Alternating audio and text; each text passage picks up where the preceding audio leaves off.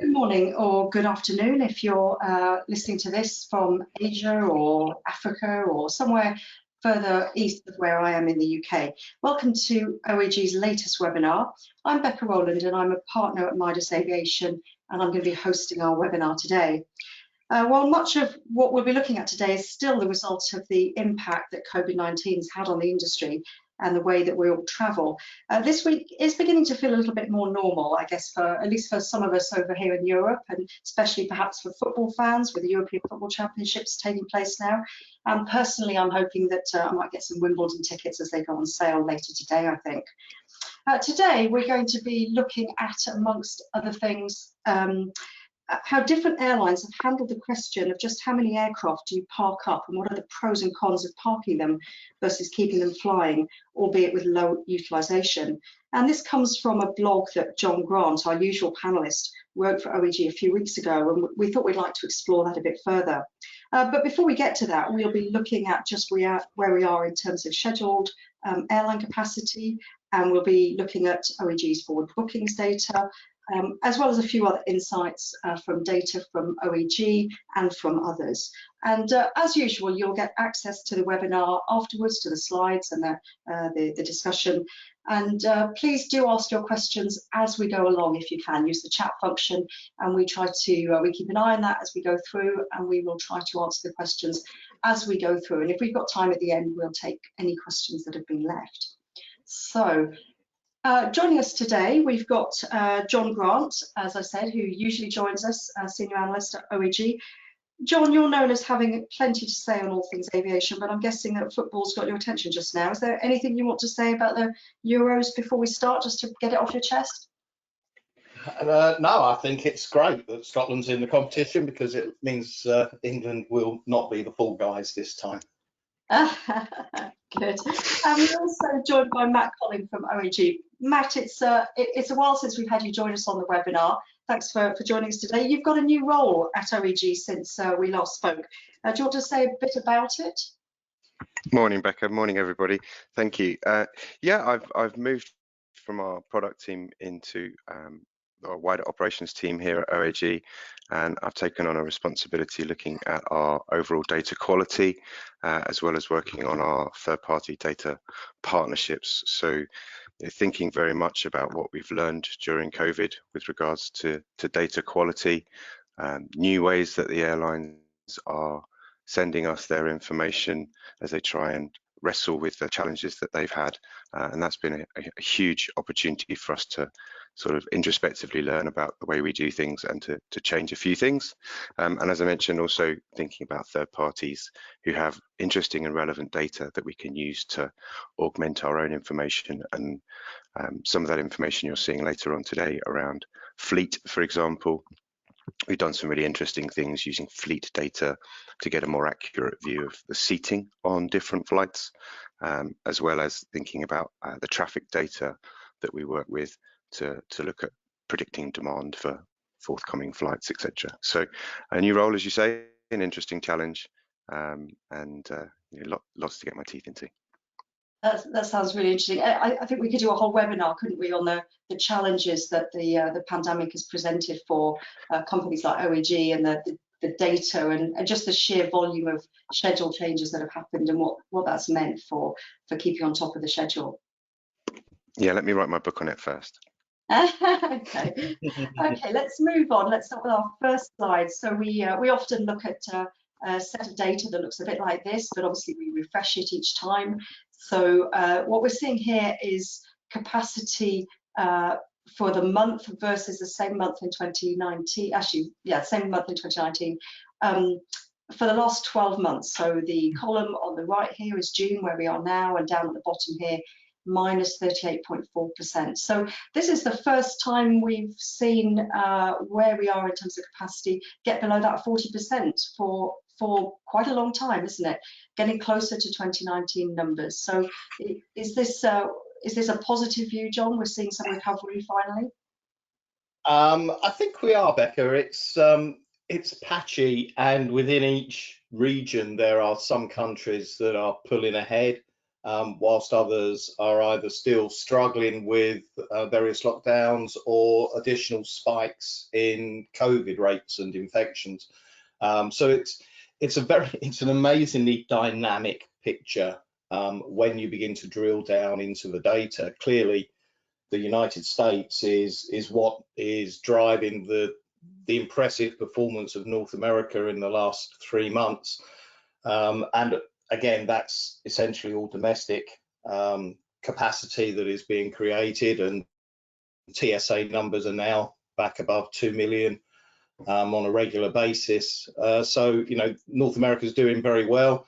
Obviously, the Southwest Pacific has benefited, and that really is the basis of the Tasman bubble between Australia and New Zealand. But even there, you know, suddenly you have Melbourne's bubble bursting and still burst, I understand. So it's a very, very, very dynamic situation. And of course, sadly, even though there has been a huge improvement in capacity in Europe, when you look at June, -54 compared to -68 in May, that's a noticeable improvement, and that's all because of restrictions being eased on continental Europe, and very, very large capacity growth in Spain, Italy, Germany, and France that is driving those numbers. So it's a mixed bag, but I think the general sentiment is that we are heading in the right direction. This is, of course, capacity. Demand is a bit more vulnerable, I think, in some cases where consumer confidence still needs to be restored, and there's a lot of work to be done there. But it's yeah, it looks like it's heading in the right direction in some places. It's still very much a mixed picture in Asia, isn't it? We've got many parts of Asia, far fewer COVID cases, but much more stringent travel restrictions. And I know that you know, some Asian countries now they're really pushing to ramp up the vaccinations. So I think Indonesia is talking about aiming for 1 million doses a day through July, and Singapore wants to have half of all residents fully vaccinated by August. So we should by the end of the summer see some improvements there. But you know, at the same time, you know, Malaysia's locked down again for a couple of, it's extended the lockdown for a couple of weeks. So it's we talked about this last time, didn't we? The difficulty for some of those countries that have gone for this zero case approach, of how hard it is to unwind from that and open up.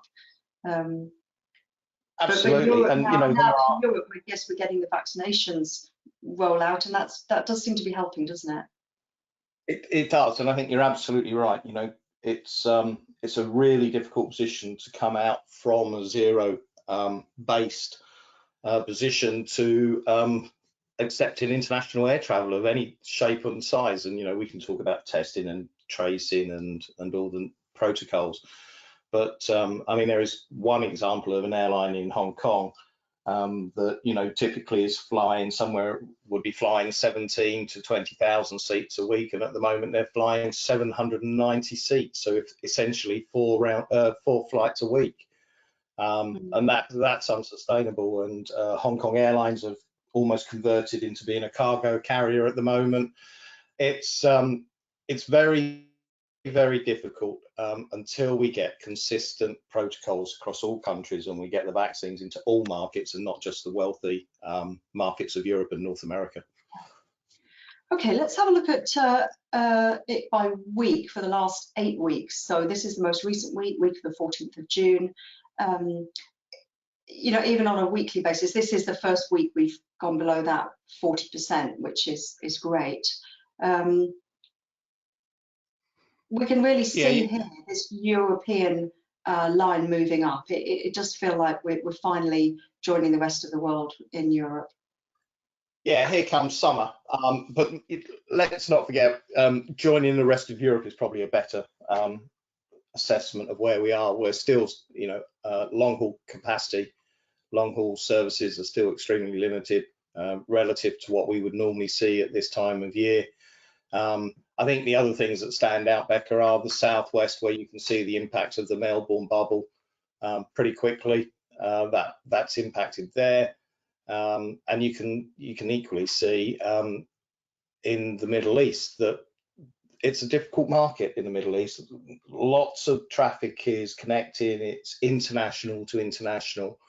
And as we know, some of the larger carriers have very large wide-body pieces of equipment, and that makes it hard for them to operate. The UK, of course, has been closed to the United Arab Emirates, with the UAE currently on the red list, and that's always been a large market. So it's interesting, and I guess the positive thing is you can see that when the barriers are removed, and we'll see more data on this later, that capacity is coming back really quickly now, and you know, that's got to be good, given that we're 16th of June.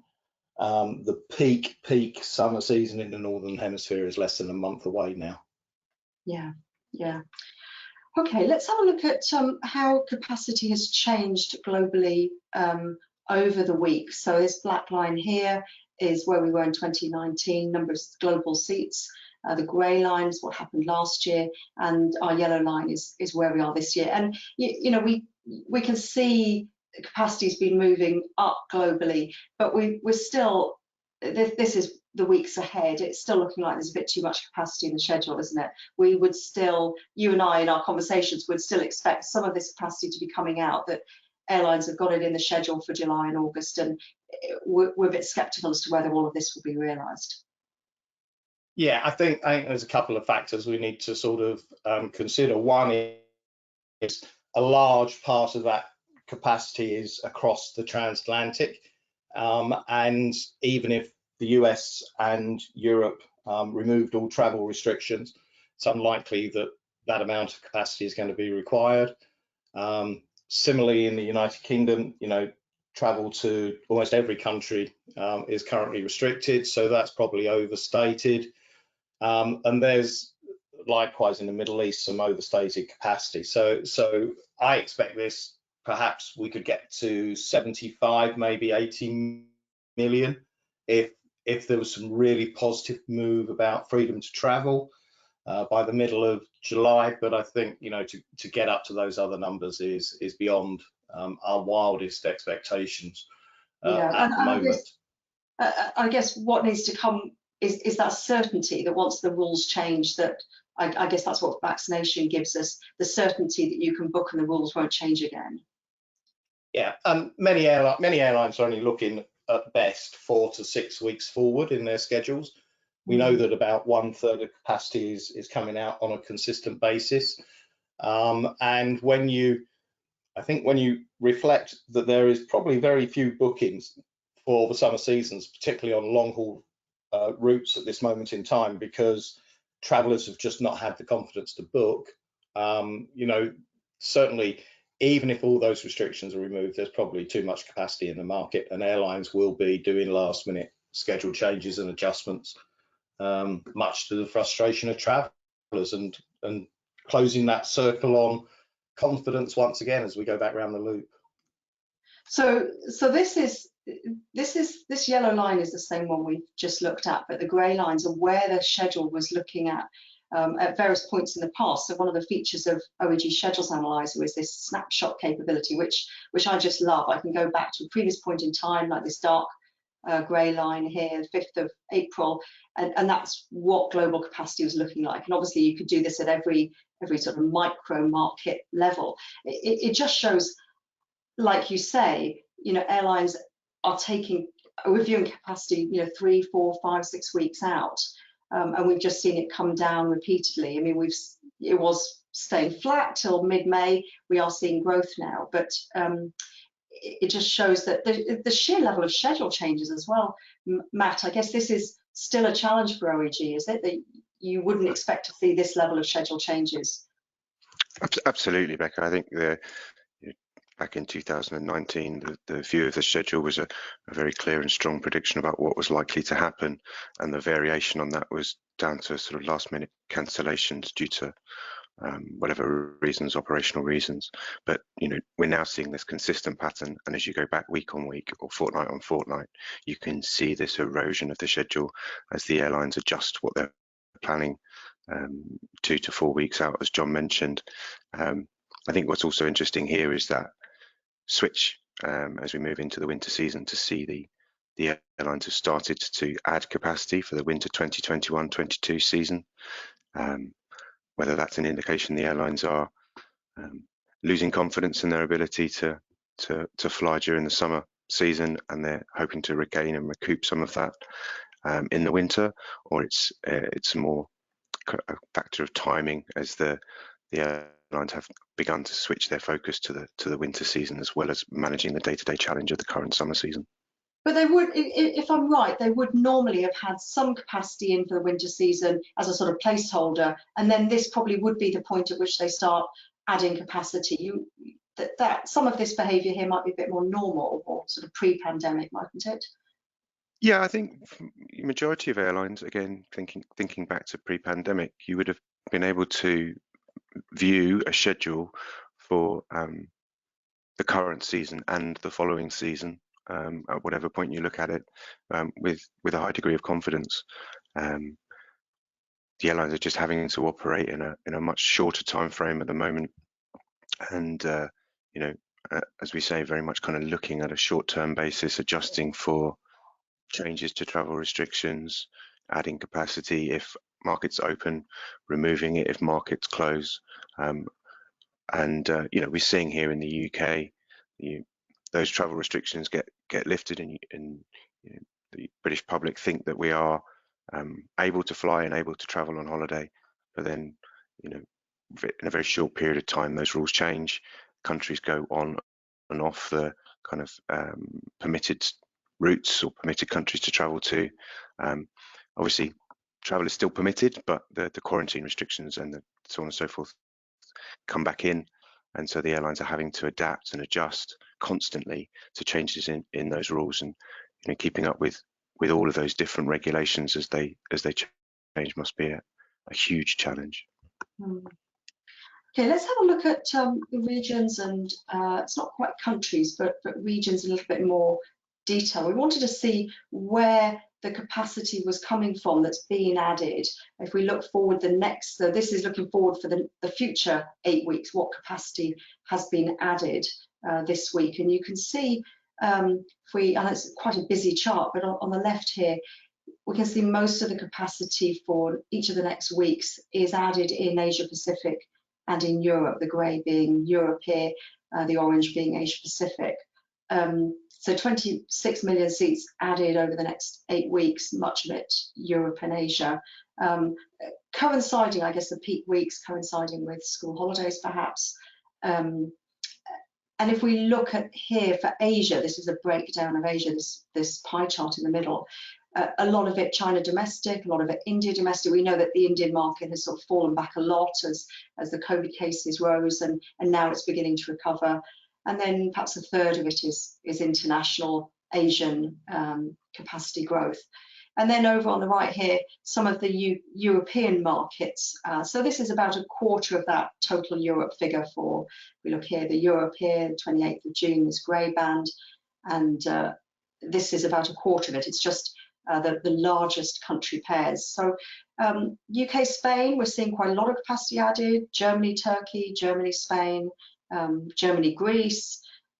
We've had a question about, are places like Germany seeming to be a bit closer to pre-COVID capacity, and that the UK is a bit further behind? John, do you want to comment on I know you've often said things about the UK approach to opening up compared to other places. Are we specifically behind Germany at this point in time? Well, we are, and you know, EasyJet have replied to some press questions in the last few days and confirmed that they are moving aircraft to Germany that are traditionally located in the United Kingdom over the summer season because there is more demand, and because, you know, it's open and they can plan with more confidence. And that's UK jobs, of course, that will be impacted, but that's another story. We don't seem to care about those things in the government. Germany is just a very, very strong outbound market at this time of year anyway. You know, there's a year and a half of pent-up demand. These are classic sunspots that always perform well from Germany, so no great surprise there. I think one of the interesting things, Becca, is if you look at your chart by region, then some of those markets, you know, they're almost, you would think, at maximum capacity. I think North America domestic is the US domestic market is probably as large as it could get. But airlines are desperate to have clarity. And if you look at the UK Spain market, just as one example, there's just one airline, a very large airline in the United Kingdom, Jet2, who have yet to start flying. And you know, their capacity will be included in these numbers from the end of 28th of June and 5th of July. So there is a lot of doubt about whether these numbers will be realised. And I think it wouldn't be a surprise, given that the UK has extended its own national COVID restrictions until the 19th of July, that the next decision from the UK's Minister of Transport does not put many European countries onto the green list, and they will stay on the amber list. And Spain could well be one of those. But it's fascinating when you see where the capacity keeps coming in and going out, as I said earlier. Yeah, yeah. Okay, so that's not very positive, is it? And then on to another couple more slides with which aren't particularly positive either. We sometimes take data from other partners and bodies in the industry, and the last week or so, Eurocontrol produced a couple of forecasts, or updated its forecasts for traffic aircraft movements, obviously in European airspace. Three scenarios here, with scenario one being recovery, basically getting back to 2019 levels in 2024, and the other two scenarios, scenario two, scenario three, bit more pessimistic than that. I know this time a year ago, we were starting to say, oh, it's going to be 24, 25, and it felt like that was really out there and quite negative. But I mean, here I'm seeing a scenario three with recovery 2029. I mean, 8 years away. That feels unimaginable, really, to me. Yeah, that is a worst case scenario, or at least I'd like to think it is a worst case scenario.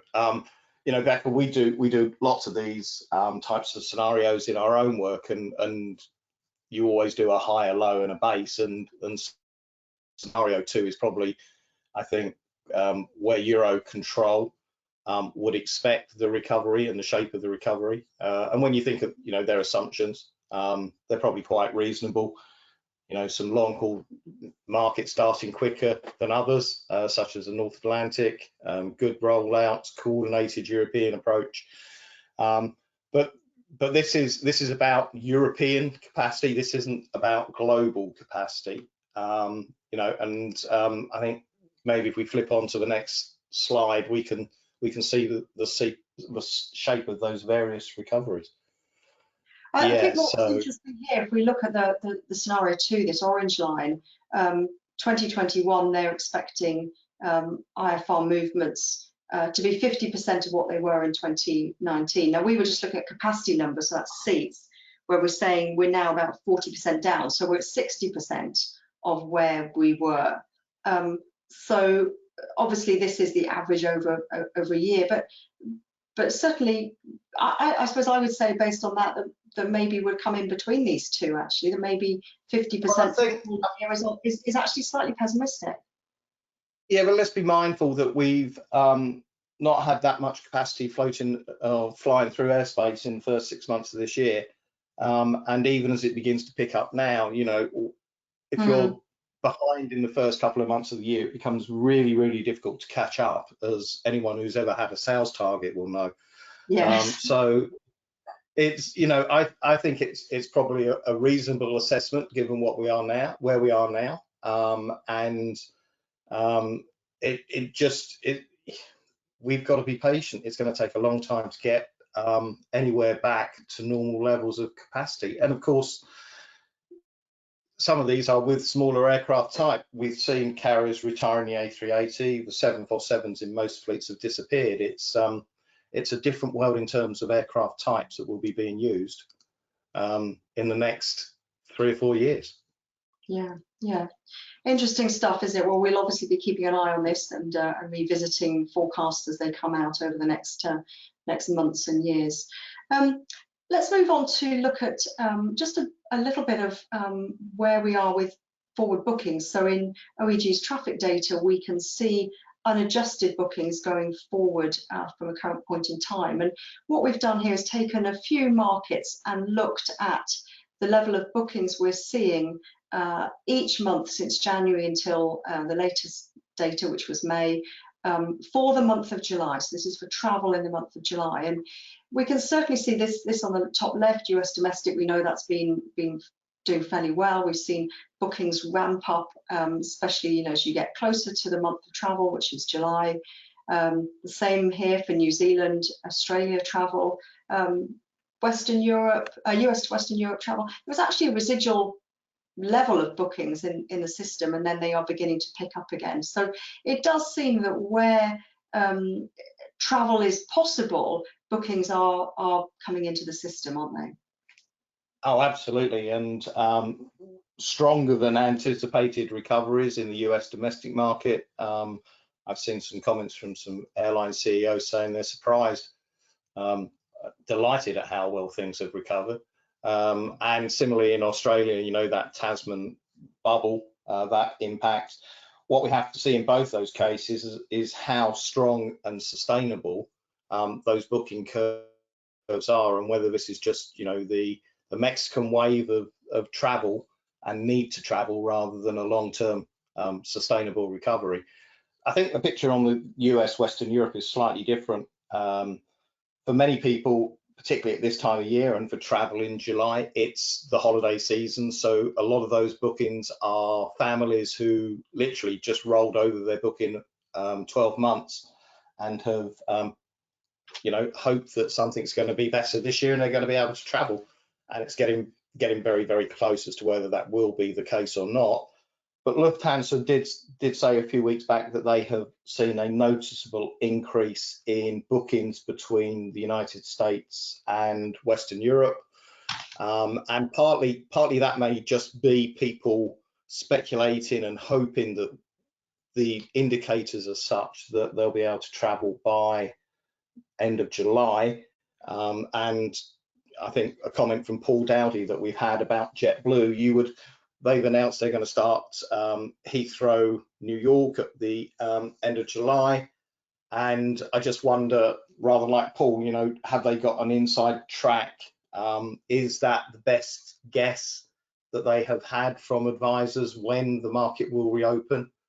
And therefore, they put the service in from day one of the launch. The 19th of July is a really, really big date, not just for the UK, but for the transatlantic market, because that is when the European school holidays are at full steam and everyone is traveling. And I guess JetBlue won't have an issue with some of the bookings being residual bookings that people who booked, 2 years ago for travel who've been holding on to those tickets. All of it will be new bookings for them, won't it? All new revenue. Yeah, absolutely. I mean, they've not been in the market before, so it's all new stuff. And they've got some spectacular fares out there. I think their mint fare sounds like an advert, doesn't it? Their mint fare is available, I think, for just under £950, which is pretty good compared to the legacy carriers business class product.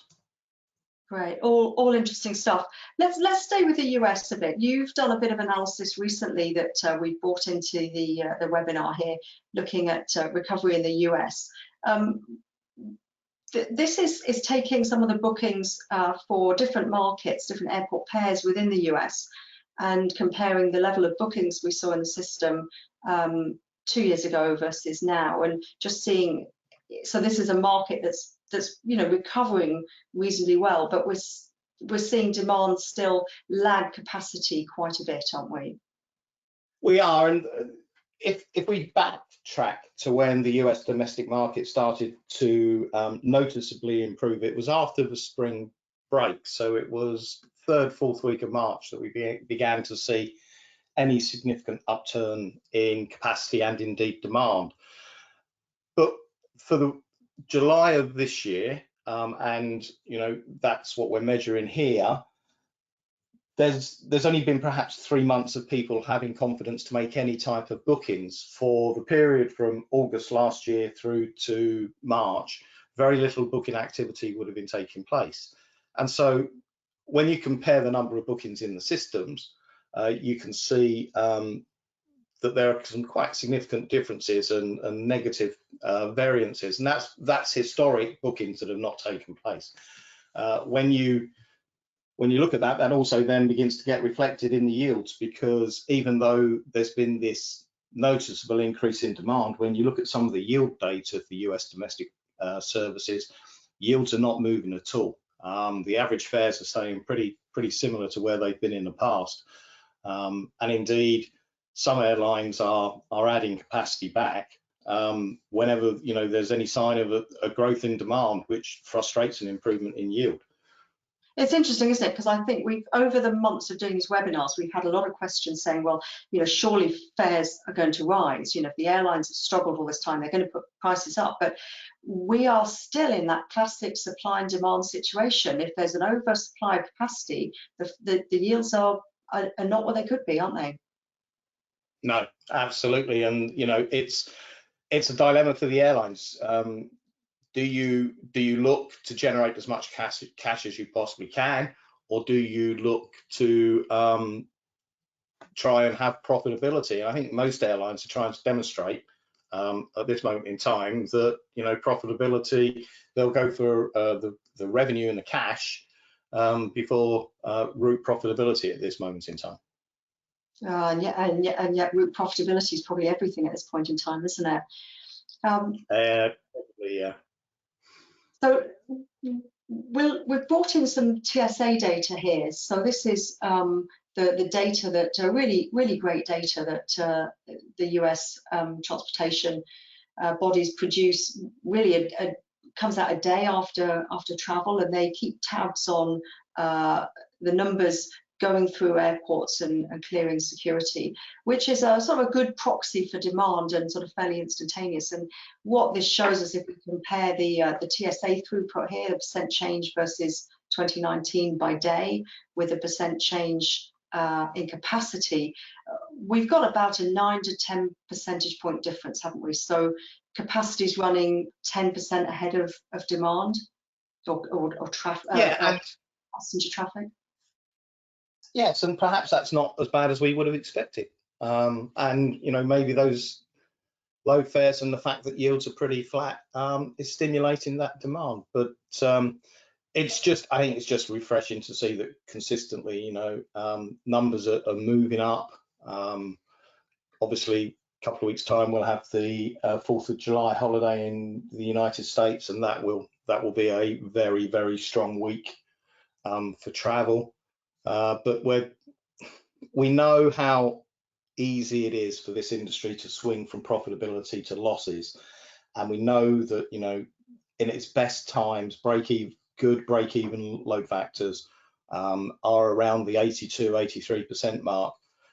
So many services are probably still not quite running at those levels, and we have a long way to go, Becca. And all of this is generally just those domestic markets. There's very few international passengers in here, a bit to the Caribbean, and that's probably about it. But there are still some, about half of the US population have had one dose now, and people are still being advised not to travel until they're fully vaccinated. So, we talk very positively about the US domestic market, but it's not fully up and running, is it? There are still, advisories about not traveling, and there are still state and regional sort of restrictions in place within the domestic US, isn't there? Yeah, there are. But I think we feel that there is a desire to travel there, and it's happening, and it's the benefit of a huge domestic market. It's the same as what we've seen in China. And let's not forget now, of course, for anyone who's a US national, it is once again the world's largest country market, having overtaken China 2 weeks ago. So we've just had a question. I mean, this goes back to the UK, I think, with countries unlikely to be added to the green list until 19th of July. Do we expect a surge in demand from that date, potentially a quicker recovery for the UK? I think does the Australia, US, Australia, New Zealand bubble have any bearing on that? What we've seen there, well, is that a different sort of thing? Do you think that from the 19th we'll see a surge in demand in the UK? If we get the green light, I have no doubt about that, particularly because it will be the school holiday, start of the school holidays for most people. Yes, it will, and you know, there is undoubtedly enough demand out there for certainly the whole of the 6 or 7 week school holiday period and beyond. But will airlines put all of that capacity that they normally have in? You know, that's a question we look at a bit further on in this deck here.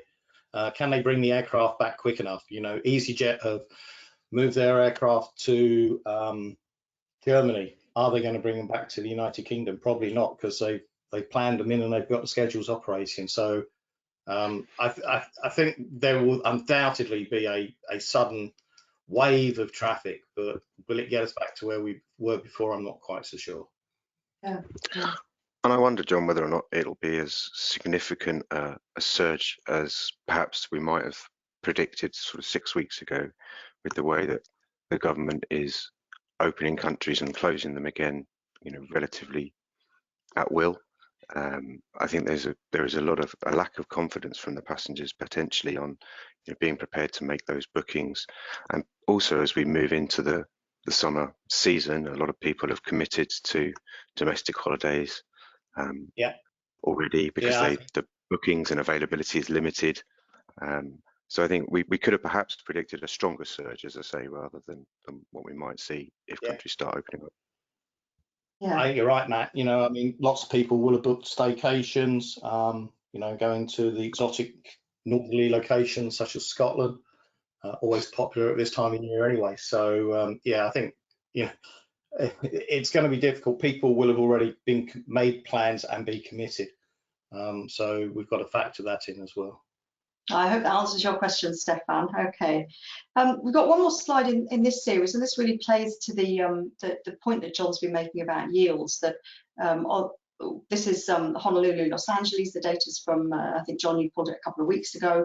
But then when you look at the fare data, what happens with fare data? You were showing me this, that you know, there's point in time here where capacity was added, the fares dropped. So just what we were saying, that we're still in a situation where the balance of supply and demand is affecting the fares, and we're not seeing huge jumps in yields. No, and you know, carriers throughout the United States still have available capacity to put into the market. So when they see demand picking up and they see a reasonable spike in activity on a particular route, it encourages more capacity to be put in. So this is just one of about 20 routes I looked at, but I thought it was quite interesting that the current fare that I looked at a week ago is typical for this trip, and it's not been, the yield has not been, or the fare sold has not been moving in a northerly direction, and carriers have been adding more capacity in. It just plays to the point. It's about revenue generation at the moment. You know, it's not about profitability. It's about getting as much cash back into the bank. And I guess, you know, proving to your shareholders that as a business you are capable of securing more cash and building your revenue base back up over the winter. Yeah. Okay. So we're going to move on to the main focus, really, I guess, of our webinar today, or the sort of new data we want to bring in, which is about fleet utilization.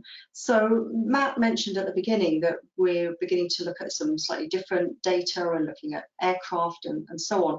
So we've been trying to take some of that data and look at, for different airlines in different parts of the world, how many aircraft they're operating, what that is as a proportion of their fleet, and what the average minutes flown per day is, just to see where the differences are. And I think this is where we started, this picture of European low-cost carriers, and just we're really struck by the fact that Ryanair is operating a very high proportion of its fleet, but with a lower daily utilization on average. And if you compare that to EasyJet, they're operating a smaller proportion of their fleet, but with a higher aircraft utilization. And you know, in the past, airlines have wanted a good high aircraft utilization, but this is just interesting strategy, isn't it, from Ryanair, that is this making sure that they've got as many aircraft available and, you know, operating and in the system and ready to go when things open up. Is that what we're seeing here? Is this just a very different strategy from Ryanair? John? Yeah. One of you. Sorry. Sorry. Yeah. Well, it's typical Ryanair, isn't it? I mean, it's a different strategy to everyone else. They've bought nearly all their aircraft back, as you said. The average minutes flown are much lower. It's about keeping all of your fleet running, isn't it? It's I guess an analogy would be that if they were a squad of Premier League or even international footballers to take your European Championship, they've kept all of their team warm and rotated them through the business and kept playing them, whilst other teams such as EasyJet and Vueling have perhaps only relied on a proportion of their team to keep their operations going. And both are, you know, you could make great cases for both. But it's classic Ryanair, isn't it, to be out there and flying around and just buzzing around and annoying people, quite frankly. And do we have a sense? We've got a slide here with some of the reasons we thought why there might be benefits of keeping your aircraft flying. So we've listed them here. The aircraft are available and flying when demand picks up. They can easily be scheduled for additional flights. Perhaps the aircraft age at consistent rates might be advantageous from a maintenance point of view. It avoids the costs of putting aircraft into storage and the cost of bringing them out of storage. Do we have a sense? I don't know what the cost is of taking an aircraft into storage and bringing it out versus the sort of the costs of a low aircraft utilization. Is that something, Matt, that you have a sense of? Well, I think you know, one of the things that struck me is that putting an aircraft into storage is a very formal procedure and a process, as opposed to sort of parking an aircraft temporarily at an airport.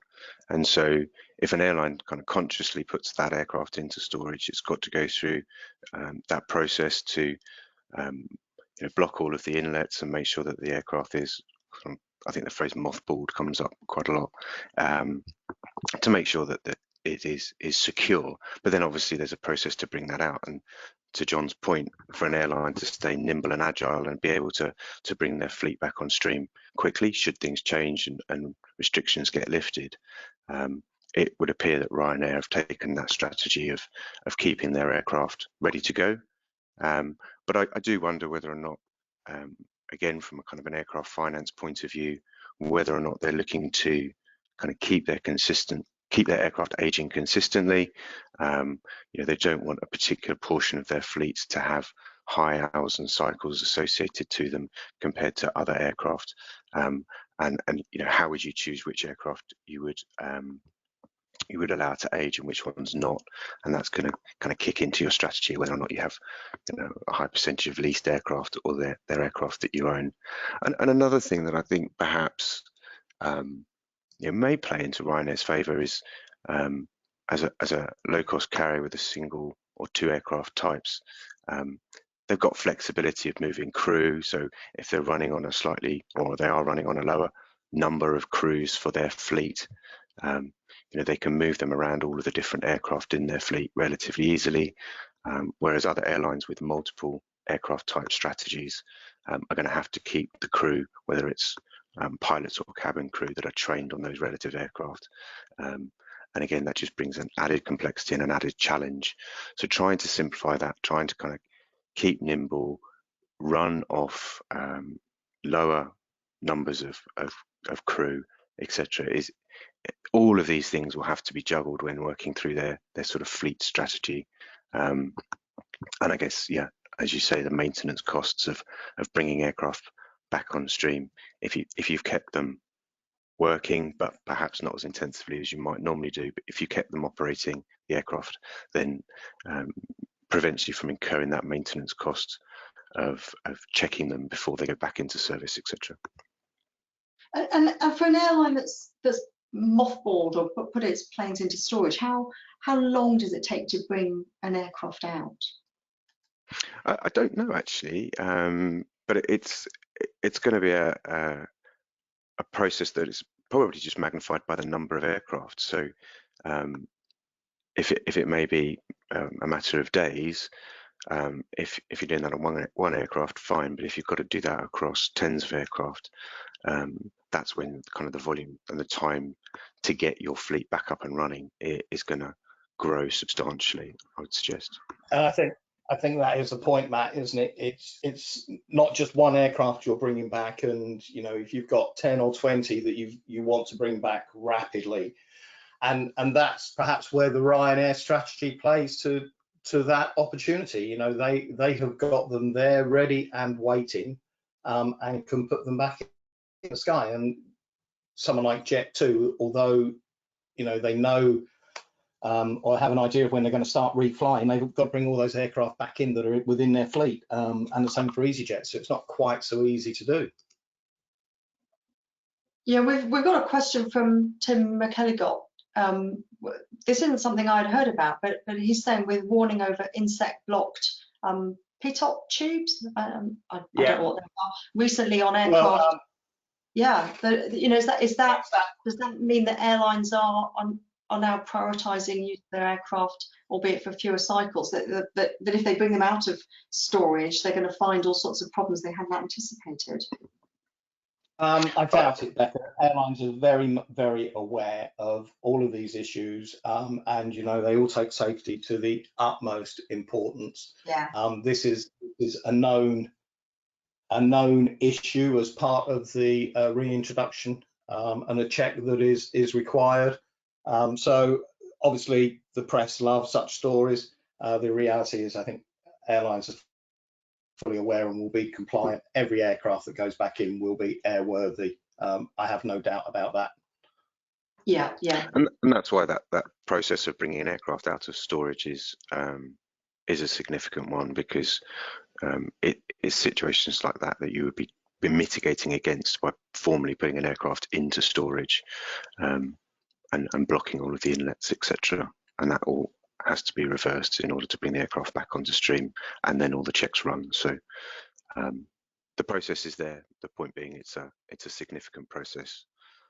Whereas if your aircraft are operating and you're maintaining them as operating aircraft rather than parked, then that's happening as part of the daily maintenance routine, and so the aircraft are much more available and ready to go.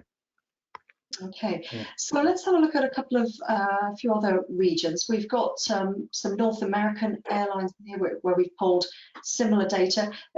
We should say it's quite tricky getting to the number of aircraft that they're actually operating and that they have in their fleet. So we've done our best here, but we're still seeing some big differences, aren't we? Seeing Spirit with higher aircraft utilization over 9 hours a day. So, you know, that's not bad, is it, in the current environment? No, it's not. No, it's not. And you know, if you put a vertical line between Delta and Southwest, you could put those carriers on the left-hand side as the legacies, and the ones on the right-hand side as the low-cost carriers. And it's, you know, another indication of how lean and quick and how much more efficient those low-cost carriers can be in their aircraft operations and their networks. And all of those, all of the big three, American, United and Delta, of course, have a lot of their capacity still going through hubs.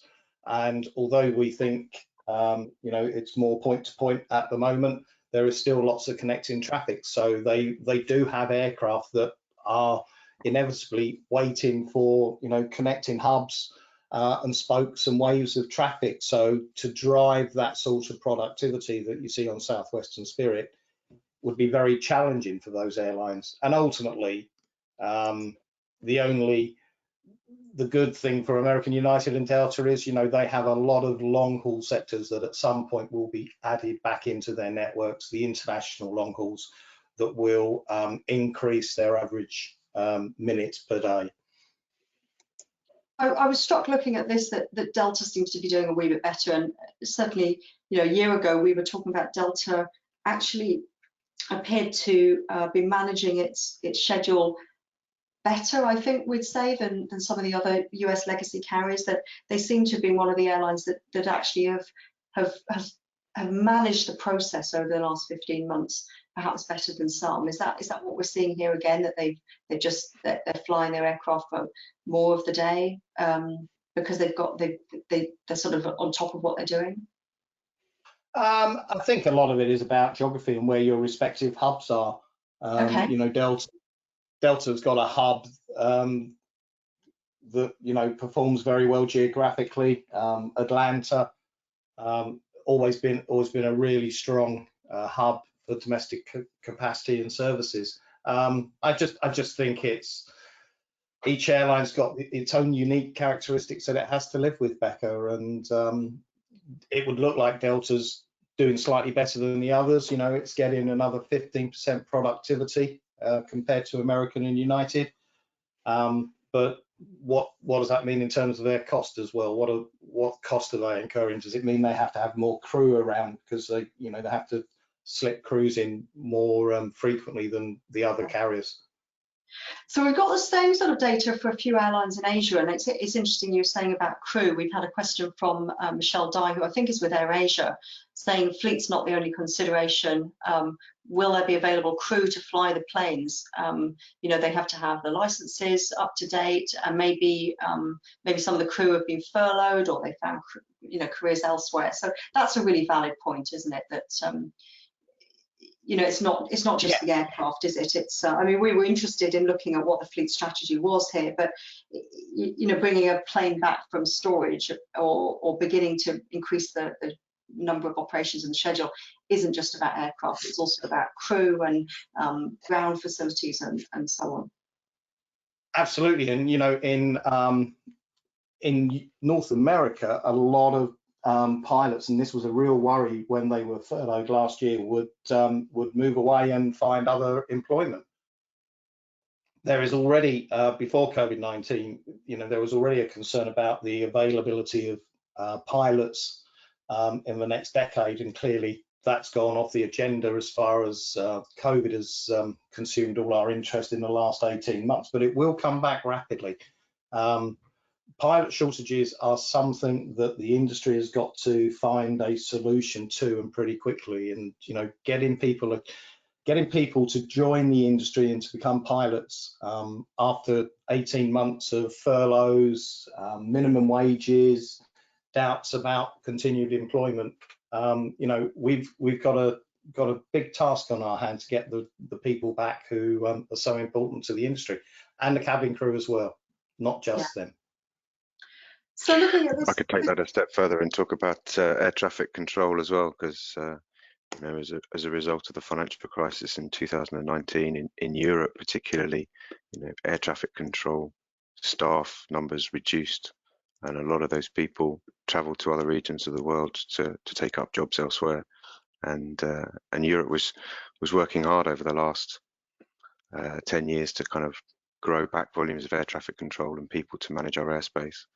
And having to train people up to do it, and so you know, again, you've got a highly skilled profession in a safety critical industry, and so you know, making sure those people are available, trained, and so on and so forth is not just a quick turnaround situation. There's an awful lot of work that has to go on and testing that has to go on to make sure that we ramp up again safely. right. Yeah. So just a quick look at the data we're seeing here. The three Chinese carriers on the left. I guess it's no surprise, is it, that they're operating with high aircraft utilization than the couple of other airlines we've chosen. You know, this is a market a bit like the US where there's a lot of domestic travel taking place. Yeah, and you know, it's it's a big country, so if it's quite common to do a 4.5, 5-hour sector just for one flight within China. That would take you from one side of Europe to the other in many cases. So no surprise at all, Becca. It's good to see Qantas actually getting 4.5 hours off their fleet. Yeah. So we've got one more slide in this series, and my apologies that we've got some X's on here. I shouldn't be pointing them out, but I'm sure you've seen them. So this is the Middle East and airlines, and including Turkish in here. So bit longer aircraft utilization we're seeing here for some of these airlines. Yeah, no surprise in terms of they're mostly long haul sectors. Exactly, and I think the interesting thing is that Turkish is about 2.5 hours below the average of the other three carriers. How long does it take to fly from the Middle East to Istanbul? About 2.5 hours. So they're probably all they are all operating the same sort of networks. But and this is the challenge for these carriers, of course. They are all long sectors, and if they are long, empty, low yield sectors, that is not good news for these airlines. And I think, as much as anything else, Becca, it shows as we come through this recovery and go into a new normal. Watch out for Turkish Airlines and their position in Istanbul, because they're beginning to expand again. They're in a good space.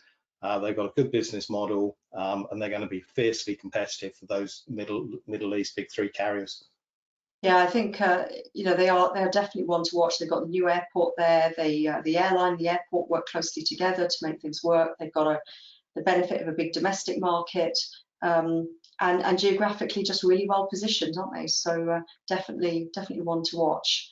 We've got time for a few more questions. We've got a question from another one from Tim. Do airlines with leased aircraft incur greater leasing costs the more they use the aircraft? How does leasing affect this, John? We've talked a lot about fleet, but depends on the structure, Becca. I mean, some lease agreements can be powered by the hour, so you literally, you're paying for the hours flown.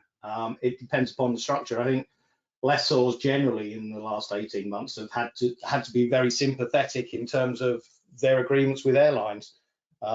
Firstly, there's no one else who they can allocate those aircraft to. There's not a huge queue of airlines looking for long-haul aircraft, so that's part of it. But it depends on each airline as to what their leasing agreements or ownership arrangements are on the aircraft. And one of the things many airlines like to do is to equalize the hours, to keep their average hours across their fleet broadly consistent, so that you don't use one aircraft too much. It's a bit like a car. You don't run a car into the ground. If you're a family with one or two cars, you tend to use them alternately, or just split the work. And airlines are looking to do the same across their fleets, to equalize the hours so that they can control their heavy checks and the cost of their engineering and line maintenance throughout the fleet, rather than just one or two aircraft. Okay. And I guess to add to that, lease agreements they were all designed and built based on the expected utilization. Any lease agreement signed pre-pandemic had that expectation in there, and there would have been kind of financial compensation required if the airline went over its expected utilization. And so the airlines are now having to choose, if they are going to operate a small portion of their fleet rather than their whole fleet, they've got to go through all those lease agreements and understand what the implications are if they go over the lease agreement utilization expectation. So many factors that play, aren't they, in how they decide what to do. We've got a question that's more about the data here, so probably one for you, Matt. In the Asia Pacific data that we show with the minutes flown per aircraft, if we were comparing that to the North American data, do those minutes flown include the time that's taken to clean the aircraft, and for COVID and so on? What when we're talking about minutes flown, what are we actually looking at? Is it blocks off, Sure. blocks on? So we took it from our flight status data, and we're looking at the flown time being the time between takeoff and landing. So we exclude, in this case, we excluded the sort of taxi times at either end of the flight, and that would also include the things you mentioned there around cleaning, etc. So it's literally the in-air time in that situation. And I think, you know, looking at where we've sort of seen the higher flight times in the likes of North America and lower in Asia, but both are operating their aircraft fairly intensively. And are we seeing, I think, related to that, are we seeing minimum connect times increasing to allow for the time for cleaning on the ground? And, you know, there's more stuff has to happen now, doesn't it, when you turn an aircraft around? So are we actually seeing minimum times change? Yeah, haven't seen much of that at the moment, Becca, but you know, this is going to be a real issue as we come out of this, particularly for the airlines reliant on connecting traffic. And we spoke at length about this probably 12 months ago now, about how the evolution of connections will change. We may have longer connecting times. Aircraft might have to wait for connecting passengers. Current slots that they have may no longer be relevant because they have to hold for an extra hour for connecting flows and to, you know, have all the hygiene protocols. The industry's got a lot of working out and thinking to do about all of those sort of things, because certainly in the short to medium term, airlines, airports, travel authorities are going to have to handle lengthier processes and turnarounds. And I guess from an airport point of view, I was thinking about this last week, you actually probably want to build some of your non-aeronautical revenues by having passengers hanging around in airports as long as you can in the shopping area. So yeah, you know, you know, what does that do? What does that do to retail? Do you have more time for retail or less time for retail?